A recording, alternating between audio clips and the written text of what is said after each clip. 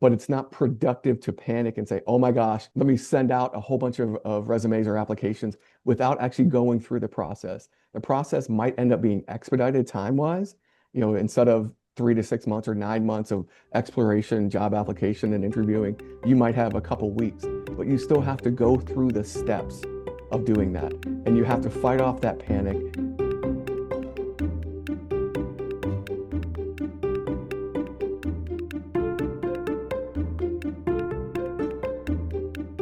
Welcome to the Personal Finance for PhDs podcast, a higher education in personal finance.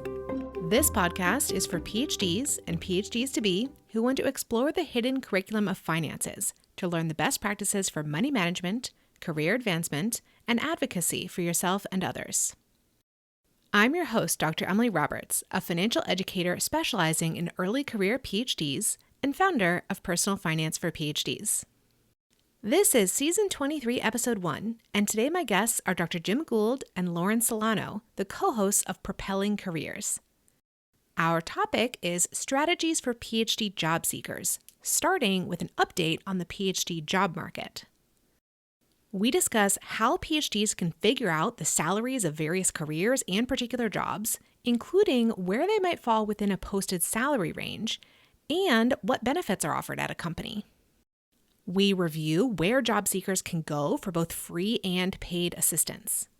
Finally, both Jim and Lauren give excellent financial advice related to job transitions. These action items are for you if you switched onto non-W-2 fellowship income as a grad student, postdoc, or postbac last fall and are not having income tax withheld from your stipend or salary. Action item number 1, fill out the estimated tax worksheet on page 8 of IRS Form 1040-ES. This worksheet will estimate how much income tax you will owe for 2025 and tell you whether you are required to make manual tax payments on a quarterly basis. The next quarterly estimated tax due date is this Thursday, January 15th, 2026. Action item number 2. Whether you are required to make estimated tax payments or pay a lump sum at tax time, open a separate named savings account for your future tax payments. Calculate the fraction of each paycheck that will ultimately go toward tax and set up an automated recurring transfer from your checking account to your tax savings account to prepare for that bill. This is what I call a system of self-withholding, and I suggest putting in place starting with your next fellowship paycheck, so that you don't get into a financial bind when the payment deadline arrives.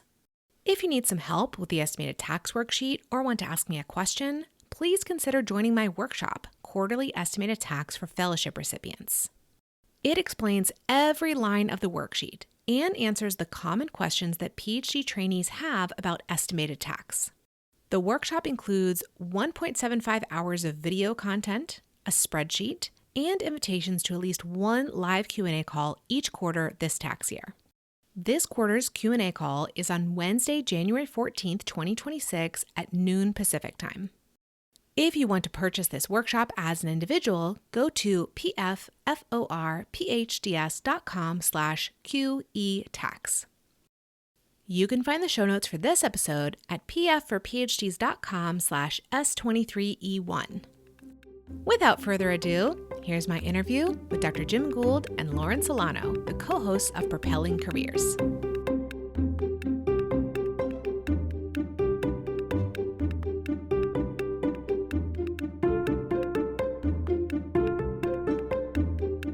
I am delighted to have joining me on the podcast today the hosts of the Propelling Careers podcast, Jim Gould and Lauren Celano, and they are going to take the time to introduce themselves to you. But I just want to say, if you're a PhD, you need to go right now and subscribe to their podcast because it's really, really valuable, whether you're in a job searching, time or not. Although that is the subject of the podcast, still it's something we need to keep up all the time. So go subscribe. Also, Jim, why don't you go ahead and introduce yourself first? Thanks, Emily, for the invitation, and thanks for the plug to our podcast as well. So I'm Director for Postdoc Affairs and Program Director for Responsible Conduct of Research at Harvard Medical School, where I've been for almost 15 years now, providing programming and coaching and policy implementation for our postdocs here.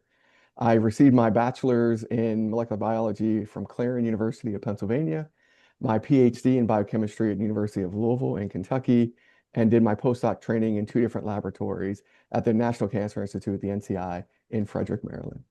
Excellent. Lauren, how about you? All right. Well, currently, the co-founder of a company called Propel Careers, and I do a lot to be able to help support PhDs and postdocs and early career people in their career journey.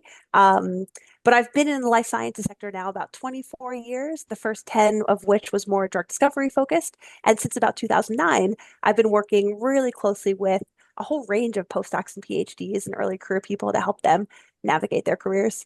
My next question may have started to be answered by your background information there, but I'm curious how you developed this expertise, particularly in PhD careers. Jim, why don't we start with you because we know how you got your PhD, but then how did you get into this work? All right. So, I was experiencing academia and research training firsthand as in my bachelor's, I did a research stint, summer undergraduate research fellowship actually at Ohio University, and went into a PhD program trying to figure out what to do career-wise with my molecular biology background. It seemed like it made sense going to graduate school, getting a PhD. Struggled a little bit as a student trying to figure out what it actually meant to do research and be successful there. And then as I was a graduate student, realized that there's an entire community and my peers and colleagues and fellow students who also needed help. And there wasn't a ton of infrastructure for the development of professional skills, tons of research happening. And we were able to show presentation skills, but it wasn't a professional skill set. And it was one of those things where we started ourselves building those skills and pulling groups together.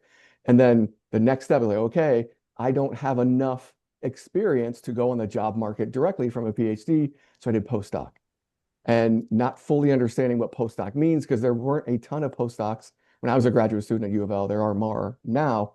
And just having been in that process, in the training, and struggling in each one of those stages, and then figuring out things for myself, but also figuring out things to help my peers and colleagues.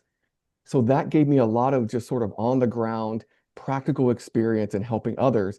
And then I realized I could probably do this for a career, but didn't know what it looked like. Didn't know what it would be called. I was looking at education and outreach, but it was running a postdoc association, running seminar series, just being invited to sit on committees and panels and get questions asked of me, like, well, what's the postdoc experience? We're faculty, we're appointed. We don't know exactly how postdocs are being treated or what they need or what the trainees need. I was like, well, we need this, we need this. And it just sort of snowballed, building a reputation doing that, and then realizing I can make a career out of it. And at the same time as I was in the middle of my postdoc, finishing my postdoc, there was a proliferation of postdoc offices growing. And there are still institutions that are still starting postdoc offices. So I went from being a postdoc doing research, but also helping my fellow postdocs to running a postdoc. And then I need to learn the administrative aspect of policy development, of implementation, of learning how to coach. But doing this sort of day to day, week to week, growing and building my own portfolio of presentations, of skills, of coaching, I've been able to just build that expertise and now working with maybe even thousands of postdocs and PhDs and other trainees. So being able to then share that experience through my workshops, through my trainings, and whatever else other people invite me to talk about, but also through that podcast that we have, Propelling Careers. And how many years has it been since you devoted yourself full time to this? Full time, it's been 15 years. So I started this job in 2011, June 2011. So June 2026 will be 15 years on the dot. Amazing. And I can see so many parallels actually between your story of, needing this information for yourself and struggling through it and then starting to teach other people with my own story. Of course, you decided to do this from within academia and I've decided to do it from external to academia, but still a lot of parallels in the motivation there. Lauren, how did you come to, decide to focus on this particular population? So I have a scientific undergrad. I have biochemistry and molecular biology is what I focused on in college. And a lot of my friends decided to go to graduate school. So I started to get to know people that were doing their PhDs, and some of them decided to also do postdocs. I also had moved to Boston in 2003. and started to be surrounded by people with advanced academic training from the biotech activities I was involved in, but also just from my friend network and that sort of thing. And I started to notice that a lot of people had these amazing skills, but didn't always know what to do. And in my working world before Propel, I was getting to know a lot of different people in biotech companies and across a whole range of different roles and that sort of thing. And when I ended up going back for my MBA, I started to see that there was this need to be able to help people think about their future and to think about what are they doing and how are they leveraging their skills. I was giving advice to a lot of friends of mine, and then I realized that maybe this is something that could be applicable to other types of people. So I kind of fell into it, to be honest, but it's been really fun to be able to help all these motivated people that really just want to do great work and they want to change the world through their research and activities and so forth. So it's been really nice. So for me, it's been about 16 and a half years. So it's funny, Jim, to think about like when I started interacting with you, that was shortly after you came to HMS. So it's really a small world, but I'm so happy that we got to kind of grow up together in this space. Yeah, being able to do this straight out of postdoc, there was a huge learning curve. And one of the things that I wanted to point out with what Lauren and I were talking about with our relative path is that it wasn't, we had to explore it, we had to find it. It wasn't just laid out in front of us. Okay, you have an MBA, now you go do this. You have a PhD, now you go do this. And I know that for our audiences, relative audiences, yours and ours, it's very similar. Like, okay, I'm going to undergraduate. I could do these things. I could go pre-med. I could go to graduate school, but we don't know what's happening 2 or 3, even 5 years down the road. So being able to figure that out while still being productive as a student, as a trainee, as a postdoc, it's almost like you have two jobs. You need to figure out what your next job is, but also you have to be productive in your fellowship as well. Absolutely. I totally agree. I think about it the same way of having the academic training aspect of your job and then the professional development and perhaps even job search and pursuit of careers aspect of your job. You just mentioned, Lauren, that it's a small world, and I had the pleasure of meeting both of you in person within the past year. Jim and I saw one another at NPA, the National Postdoctoral Association annual conference. Then Lauren and I saw one another at the Graduate Career Consortium annual meeting. And after that, I wanted to set up this podcast interview, but I'm so glad for that timing because right now is a really interesting and critical moment for PhDs in terms of anyone who's looking for a job, right? We have heard overall in the media that the job market is so difficult right now. And so I want to get an update from you two on how the PhD job market in particular is doing, because I know from looking at BLS data that, PhDs overall have a really, really low rate of unemployment. And as of the last update, which I looked at, now we had a government closure in between, but the last jobs update, I saw that PhD unemployment has ticked up a little bit, but it's still very low overall. But Jim, you said to me earlier this year when we met that PhDs are more likely to be underemployed than unemployed, which is also not a great image. So take this how you will, but I want to hear from each of you, like your assessment of the job market right now for PhDs. Yeah, I can start on this one, and then Jim can add. So the job market's really hard. We actually have a podcast that we put out a few months ago about reasons why the job market is so challenging. There's financing challenges, all sorts of things that we go into. It's a really hard time, especially in life sciences and in high tech in particular. It's very challenging for people. There's been a lot of layoffs and reorgs for different reasons. So for people that are currently looking for roles right now that are finishing up graduate school or finishing up their postdoc, there's so many people on the market, which is making the job market really hard. It's taking people longer to find roles. People have to be even more persistent in terms of the job search process to find opportunities. And sometimes, at a practicality, people just need a job. And so there's some cases where people just take a job just to be able to pay rent and things like that, as opposed to their ideal job because they just need something. So it's a complicated, we could probably spend like 3 hours just on that topic. But Jim, what else do you have to add there? For the reasons that you just explained, Lauren, but also there are there's relative safety, and that might not be so true nowadays, but traditionally, historically, there's relative safety in academia for many PhDs and postdocs, and they tend to remain in those positions longer, or maybe go on the job market multiple times, at least historically. Now it is changing because of just funding constraints and changes in the NIH and changes in indirect costs. And, it costs more now to keep a postdoc and graduate students.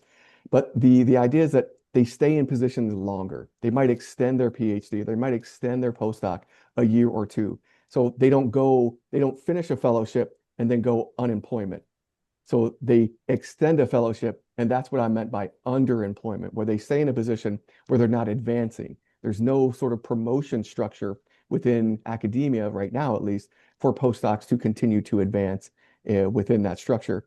They're also maybe even underappointed, as sort of just explains, like there's no path of advancement. And then the other thing that Lauren kind of hinted at is sometimes they end up taking jobs out of need rather than sort of matching skill sets and advancement that tend to be below their skill set or experience level because, again, the fellowship funding is over and they need to find a job rather than launching their career. So there tends to be a little bit of underemployment, and that it ended up catching up eventually. But there is this aspect of academia is this kind of warm, cozy, or at least it used to be this warm, cozy place where you could take your time doing research and being productive and getting publications out. And then there's a kind of a soft launch or whatever on your next step of your career. It just sort of extends it a little bit. So it's not, you don't lead to unemployment because you don't just lose postdoc jobs. It's you end up staying longer and you end up being underappointed and underemployed. Except that some postdocs are losing their jobs now. I mean, because of funding changes, I actually worked with the university this fall who, in the midst of me working with them, they conducted layoffs of their postdocs. So it's unusual. It's different than at other times. And I wonder if, I know we could spend so much time on this, but if you had any advice for how PhDs can meet the moment. And I'll say that in the financial realm, when people are experiencing job loss or financial emergency or anything like that, the advice is kind of like, well, it's just more important to do all those classic things that you were told to do anyway, right? Like have the emergency fund and diversify your sources of income and be able to cut your expenses if you need to. So I'm wondering, in your sphere, is there any different advice, or is it just like, yeah, go listen to all of our podcast archives and just do all the stuff we've already been talking about? One thing Jim and I say all the time is don't do this alone. So find resources at your institution, reach out to your network, have your materials together, right? You need to have a resume or a CV, depending upon what you're applying to. It needs to be up to date. So if you do have to look for a job quickly, you've got something you can share. Otherwise, you lose time trying to put it together. Cultivating your network, again, like reaching out to people. But when you do that, we did an episode recently in the podcast called Help Me Help You, which was all about if you're going to be engaging your network, help them help you. What do you say to them? How do you share information? How do you make it easy for people to help you, especially if you might be in a time crunch due to layoffs, reorgs, changes that are unexpected, and things like that? Yeah, and in addition to what Lauren was just talking about, we have to fight the urge, or we advise fighting the urge of panicking, because panic is not productive for the most part. Being able to understand the landscape, there's a grieving process that happens, especially if you lose a job. We're not downplaying that, but it's not productive to panic and say, oh my gosh, you know, let me send out a whole bunch of resumes or applications without actually going through the process. The process might end up being expedited time-wise, instead of 3 to 6 months or 9 months of exploration, job application, and interviewing, you might have a couple weeks, but you still have to go through the steps of doing that. And you have to fight off that panic and realize, in the grand scheme of things, a 3 month gap or a 1 month gap or even a 6 month gap in your employment record is relatively meaningless, especially in academia and moving into industry, because those now, industry is relatively, there's high turnover, and you're going to have multiple jobs and maybe even multiple careers. And now in academia, we are now feeling that, as you pointed out, Emily, postdocs are losing their jobs. We are, downsizing in academia, especially in the research realm. So we need to remain nimble, but you need to fight off that urge to panic and just remember your resources and your network and community. I like that encouragement of just like, there is a process here, like work the process, like work the steps. You don't have to reinvent the wheel. Okay. Like resources like yours and others that may be available to people are excellent to be accessing at this time. Well, we did a podcast episode recently about the 26 steps in the job search process. I mean, not to overwhelm people, but it's a lot of work. It's a lot of work to be able to effectively engage in this. So I would say check that out because it can help people start to get a feel for things they can do to help them be productive in this side. Yeah, and that list, it could have been 100 things, and we were able to sort of pull that list and glean it and call it. But the idea is that there might be maybe healing in that process. Just doing the thing also helps you able to control the controllables. So again, fight the urge of panic, but also remember that there are many things outside of your control in this world and in this process. You can't control somebody interviewing you or hiring you, but you can control doing the process. You can control, engaging your network. You can control putting out quality applications. I love that. And all the episodes that you mentioned, Lauren and Jim, by the way, will be in the show notes. So anybody looking for that, go to pfforphds.com/podcast, find this episode, and you'll get all the links to the Propelling Careers podcast. Okay, I want to talk a little bit more about finances specifically within the job search and job application process. I learned from your podcast that there have been all these new pay transparency laws in various states that have come into effect. So I want you to explain a little bit about what that means and how PhDs can figure out what is an appropriate salary or salary range for a career that they're looking for, and also in a specific location, because obviously cost of living is going to massively change this as well. So I've had the fortunate nature. So part of what I do in my career is I do recruiting with a few companies, and I've had opportunities hands-on to actually be a part of some of these pay transparency activities. And so, for example, in Massachusetts, October 29th of 2025, the pay transparency law went into effect, which means companies of more than 25 people are supposed to have salary ranges for each role that they post. In California, this went into effect January 1st, 2023. I was recruiting with a company at the time in California, so I was involved in actually posting the salary ranges, and I was so nervous to actually put it out there. But it's been great, actually, for candidates to have a little more transparency around where they may fall. Now, it's a range, right? So let's say the range might be 100 to $120,000 for a certain role. Typically, people pay kind of in the middle of that range because you want to allow people opportunities to be able to grow once they come into an organization. So, as a candidate, I would anticipate probably middle of the range is probably where you should fall for that.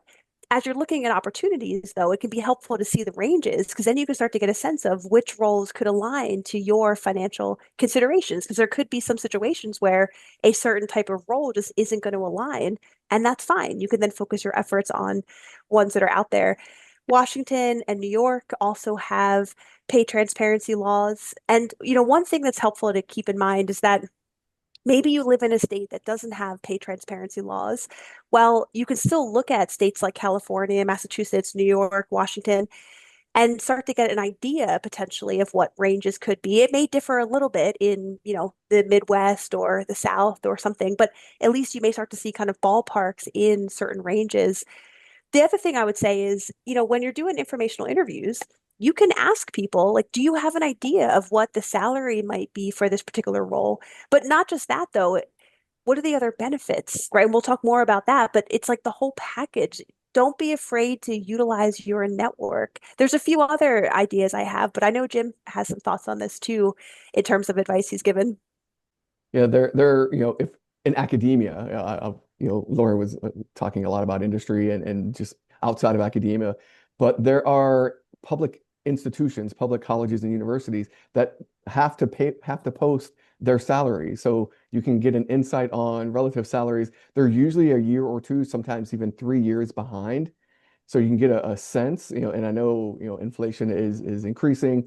So those salaries may not be as accurate, but you get a sense of what the range might be depending on, full professor, assistant professor, associate professor, or even, scientific staff or, administrators within university. The other thing is, the American Association for Medical Colleges, it produces for a fee a booklet of salaries across medical schools and medical colleges. So you can get an insight into that, depending on if you are more biomedical research and you're going into a private medical research institution, you can, basically purchase those those ranges and salaries. But one of the things that Lauren already mentioned that's really effective is when you're out there gathering information, meeting people and networking, you do these informational interviews and you collect that kind of information. You don't want to necessarily ask them specifically, how much do you make in your role? That tends to be rude, but you can say, how much can I expect in in an introductory role or a scientist one role at your company or in your sector? And they should be able to give you a relatively accurate range as well. So, but you have that more direct information that you could probably trust a bit more than finding stuff on the internet in Indeed.com or Glassdoor or Salary.com as well. To build on Jim's point, some of the other professional organizations have salary guides. So American Chemical Society every couple of years does a salary guide. So if you want to be a chemist in a certain place, you can probably find a range. The Association of University Tech Transfer Managers also has salary ranges. So maybe some of you listening to this are involved in professional associations. Well, ask that association, do you do a salary survey? Because maybe they do, and that might help you. And also, universities oftentimes collect this information. So if you wanted to move to California, you could do a search of some universities out in California, and maybe they've compiled a information about recent PhD graduates and recent master's graduates in their location in different sectors. It's not going to be perfect, but it may give you an idea of ranges just to be able to help in terms of that information. There's a lot of information out there, but the source of the information, that's the important part, to make sure that you're seeking sources that are credible. That's why sometimes Glassdoor and LinkedIn and so forth, sometimes it's self-reported or made up in other capacities. So you just want to be careful in terms of where you're getting that information from. You also want to be careful with, again, the information you gather, and you're moving in a different geographic area because cost of living varies across the United States and obviously the world. So if you gather information about salaries in the Boston area, but you're moving to Pittsburgh, those numbers are going to be inflated. Pittsburgh is generally going to pay lower, but the cost of living is cheaper, so your dollar might go a little bit further. So thinking about those aspects as well. This is great information. Thank you so much. And I love that you mentioned like different sort of categories of places that people can go to find this information. And I love the idea of someone starting this very early on, like years or more, a year or more before they're actually engaged in a job search process, to try to figure out like maybe their own financial expectations and what sectors and what titles kind of align with that. Like, for example, I did an interview recently with Dr. Gabrielle Philip Crawford, who I actually also met at GCC. And she was talking about how pay transparency, talking with her colleagues about pay, helped her understand that she was never going to make enough money inside academia on her faculty track that she was on to satisfy her lifestyle needs and wants. And so it helped her leave that sector entirely and find more remunerative work that was, still in line with what she wanted for her career. And so I just think that's really, really important that we have realistic and grounded expectations about what different types of careers pay, what different titles pay. Because frankly, as a PhD, you have a lot of transferable skills that are kind of flexible. And so if you could fulfill the requirements of roles with a few different titles, like you should look into what those different titles pay and the tracks that they're on to see, what best aligns with your financial desires as well. 100%. Exactly. And of course, it's not always just about the money, but the culture and the kind of career trajectory. There's a lot of things to factor in terms of taking a role or not, but finances come into play, and you want to make sure that people are realistic so you can, whatever quality of life you need, that you're able to meet that.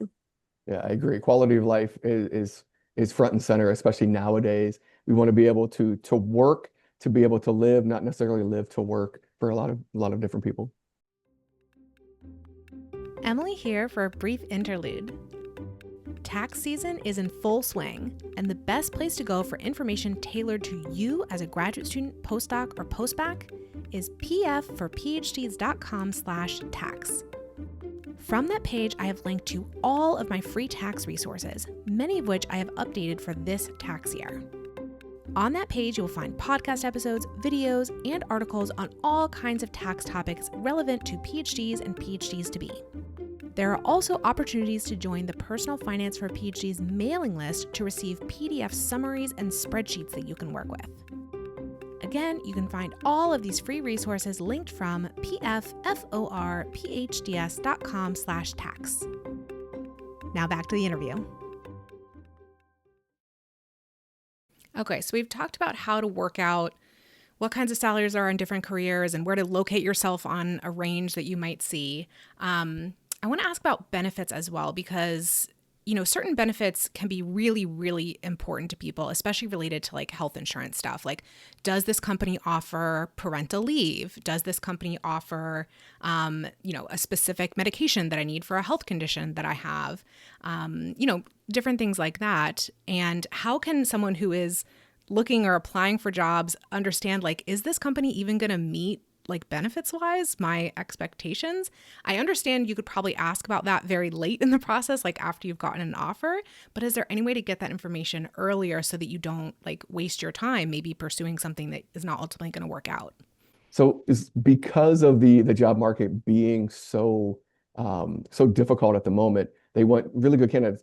And universities, colleges, companies, so on and so forth, if they usually put the benefits first and foremost maybe at the bottom of the job description. They're very proud to say we offer unlimited paid time off. We offer childcare subsidies. We offer commuting subsidies. So there are a lot of things that you can just find in the job description.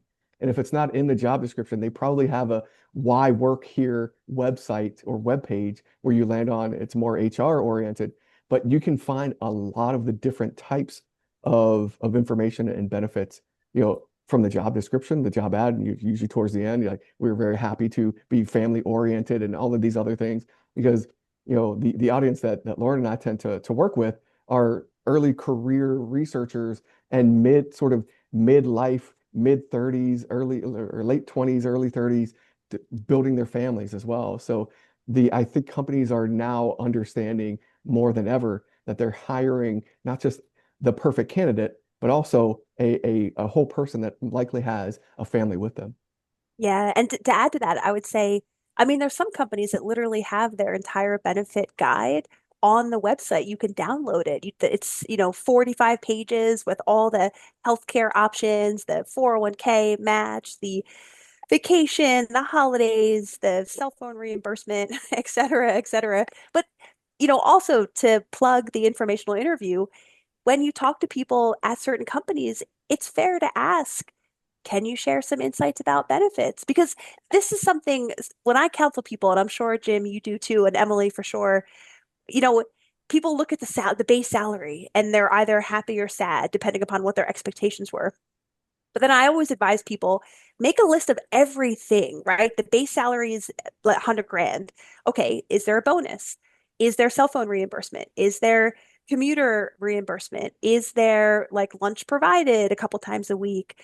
Et cetera, et cetera, et cetera. So I've had situations where the base salary is $100,000, but the total package is actually like $135,000 because of the extra things associated with the offer. So that's where it's really helpful as a candidate to make sure you're looking at the entire package. Plus, of course, what's the culture like? What's the work-life balance like? What's the enjoyment of the role? Those are a little bit intangible, but also super important as you consider what's going to be the next best fit for you. Is it appropriate to ask generally, can you tell me about the benefits? Because obviously people probably in the interview process don't necessarily want to reveal, oh yeah, I'm thinking about having a baby soon, or like, yeah, I have a chronic medical condition, or, whatever the case is. I think it's fair to ask. And I know, so in the recruiting work I do, typically after the first discussion, I'll send people a summary of the details. But if you don't get sent that, I would ask it because these things are important. You don't want to get to the end of the interview and realize that the company doesn't have things you need, because then you just spent a lot of time and a lot of their time interviewing for a role that then is not going to be a fit. So I love just being open and honest and just asking for what you need.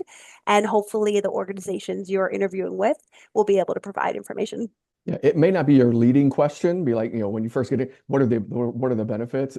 And it may not be the central question, but when given the opportunity, or maybe as you're rounding out the interview or the discussion, be like, would you mind sharing, the benefits package or more information about benefits as well? Because During the interview, it's more about fit and work and connection and sharing your experience and credentials. But benefits will play a huge part in the actual decision if an offer is tendered. You all mentioned earlier graduate students and postdocs accessing resources related to career search and career development at their own institutions. I'm wondering for people who have already maybe they're aware of that resource, or maybe they're no longer affiliated with institutions, so they don't have access to those kinds of offices anymore. What kinds of free resources are available? I mean, we know about your podcast, but anything else? And then is there ever a point when a person should consider paying for professional services or a course or anything like that? So I know Lauren and I, we tend to align with some of this interaction and the feedback and advice. But I do want to reiterate, even though people might not be still affiliated with institutions or schools or colleges, they are still alums of those schools and colleges and can go back as an alumni to maybe access career services, career offices. So you can still have some access. It might be limited, but there are also other offices that like mine, especially, if a postdoc is transitioning out and their end date is, I don't know, a week from now, I'm not going to turn them away in 7 or 8 days after their appointment ends. They can continue to come back as they're transitioning out. So there's also workforce development. Again, thinking about if you're transitioning out, you can really leverage and access all of those resources. If you're being terminated or you're actually on your way out, you can tool up. But don't forget that you are an alum of schools and universities where you paid probably thousands upon thousands of dollars. They still, give you access to their alumni office as well as the career services office. Other resources that I really like are kind of like, you know, um, communication leadership, emotional intelligence assessments. Those tend to be free. You can go to a coach and a professional and pay for those services and get, some help unpacking some of those things. But there are a lot of those are free, and the explanations are pretty clear and straightforward. And it allows you to understand how you communicate and how others communicate and how things land for you, where you can then stretch yourself into different personality types or with different personality types. So those are kind of some of the free stuff that you can get into, but you can pay to do some of those things like Strengths Finders or Clifton Strengths. You have to buy the book for Strengths Finders, and then you have access to like your top 5 strengths. But you could pay someone to sort of coach you on those things as well. And I know Lauren has a lot more information and insight as well. Totally. I mean, one free thing that I often suggest to people is the My IDP by Science Careers. It was a tool meant mostly for biomedical and biosciences graduate students, but it could be used by other people as well. Some of these things are transferable to other disciplines, physics and others. But you put in your interest, skills, values, and then it rank orders one of 20 career paths that could be a fit. Doesn't mean you have to do patent law if that comes up first, but it can be a nice way to start to understand, oh wow, if I have these interests and skills, those writing careers or outreach careers or entrepreneurship careers or whatever seem to be a fit. Sometimes people just need a little bit of insight and then it can launch this whole new area that's out there. On the paid coaching side, I mean, certainly some people need a ton of help in terms of tailoring their resumes, interview prep, and things like that. So there are coaches out there that can help. The key is make sure you find a coach that's appropriate in terms of background, expertise, even level of people that they've engaged with. I've had a few people recently that have come to me because I do some coaching work with people, and they may have gone to someone that just coaches like executive level people, and here's someone that's just coming out of their PhD. That coach may not have the right type of advice because they're not used to working with people at more of the entry level. They're used to working with people that are more seasoned. Or I've had people that have gotten career coaches but they coach people in different industries. And so, like, the cosmetics industry is definitely way different than life sciences, which is way different than data science. So, it can be really helpful to do your due diligence to make sure if you are paying for coaching services and career advice services, that you're paying for the right information and the items to be able to make sure it's actually useful for you. And it might be helpful in the short term, very near term. You might pay someone for a couple of sessions and then you're on the path to success. Or you might buy a subscription for a month or a couple weeks to job listings or even like LinkedIn, high level. So, but it should not be a long term or a forever type of situation. But there are times where you might need that extra help and you can't find it for free, and you need to reach out and have someone or some resource that actually is a paid resource. But it should not be necessarily a long-term commitment. I know in Massachusetts, there's even these like mentorship networks. I've been a mentor for at least 10 of the last 15 years for the Massachusetts chapter of Association of Women in Science. So they have a year-long mentorship program. You pay a small amount of money to be a part of it, but then you get someone like me giving you advice every month about your career. How do you navigate things? How do you build resumes? How do you job search? So just I would say be resourceful because there could be a lot out there. It's just sometimes you don't always know where to begin. So that's where ask your network, engage with people so that way you're not doing this alone. Yeah, I just want to underline that like clearly there are so many either free or near free or hey, you already paid for this in the past, so let's just keep using it. Resources available. Go to those first by all means, but I can imagine there are some people who like this job searching has gone on for like a long time, and anything that they need to do to truncate the end of this and just get into a position might be worth the investment. Is there anything else that you'd like to tell us about the financial side of job seeking and job interviewing? There is a cost, time and financial and resource when going on the market. You might have to invest in new interview materials like maybe a printer or a new laptop or professional clothing or outfits, maybe microphones or headsets for phone interviews or Zoom interviews. But also you might want to understand how, if you're traveling for the job or traveling for the interview, how that reimbursement or payment or upfront, scheduling will impact your finances, because sometimes you don't have a ton of money and they want you to pay for the flight and they'll reimburse you afterwards, or the pay for the hotel and flight, they'll reimburse you afterwards. That could be $2,000-3,000 very quickly, where they reimburse you 30, 60, or 90 days later. So again, just understanding that there's an actual cost, not just your time, because going on the job market is a timely cost. It's almost a second job, but there are these little purchases that tend to add up, that you could be in the thousands of dollars just going on the market, buying new clothes, buying new materials, and actually traveling. Great point that in the event of job loss, your emergency fund is not just there to pay for your ongoing living expenses, but you may have increased expenses to engage in this as well. Thank you. And I know we touched briefly on this, but I just want to reinforce this point. When you look at the actual salary, just don't look at the actual salary. Look at the benefits, the entire package, because that will help you get a better understanding of if you end up having a few job offers, which one's going to be the best fit. I urge people, make a spreadsheet. I'm sure, Emily, you probably love spreadsheets to keep track of things so you can really compare apples to apples if you're lucky enough to get a few offers.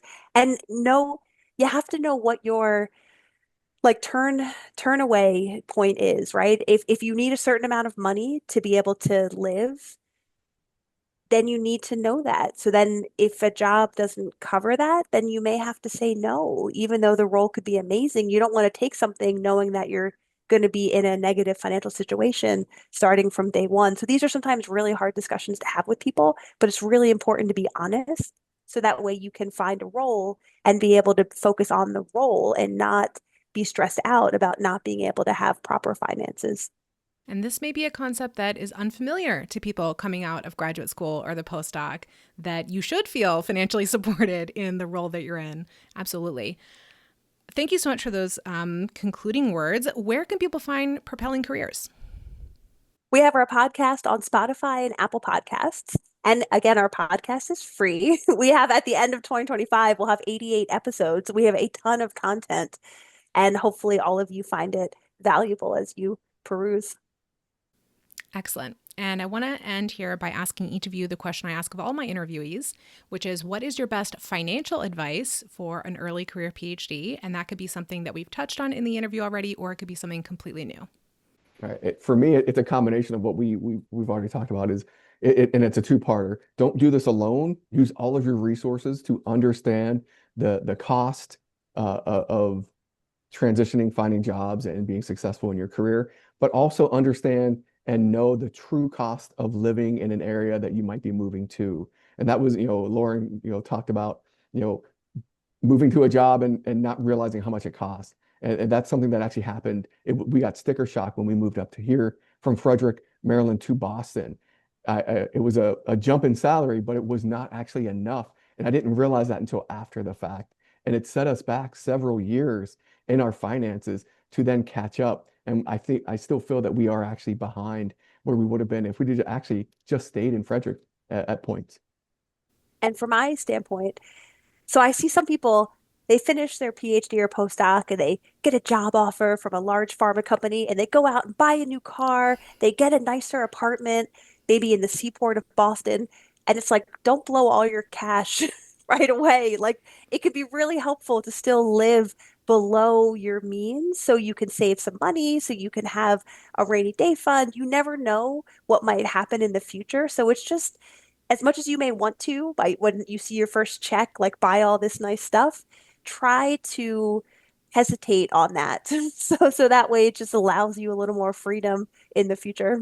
There's a big difference between splurging on a one-time purchase and splurging on something that's going to cost you some more money every single month going forward. So you're absolutely preaching to the choir here. I love it. Thank you so much for this wonderful interview. I hope everybody goes and checks out your podcast. Thank you so much for joining me.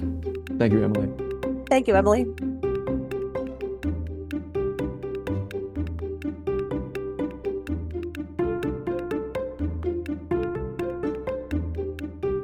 Listeners, thank you for joining me for this episode. I have a gift for you.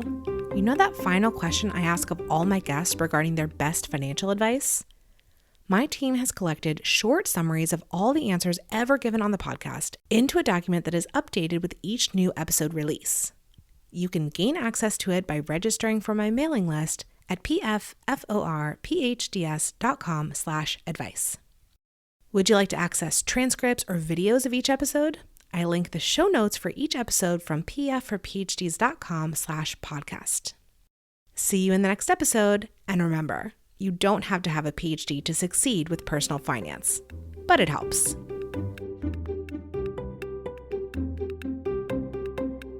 Nothing you hear on this podcast should be taken as financial, tax, or legal advice for any individual. The music is Stages of Awakening by Poddington Bear from the Free Music Archive and is shared under CC by NC. Podcast editing by me and show notes creation by Dr. Jill Hoffman.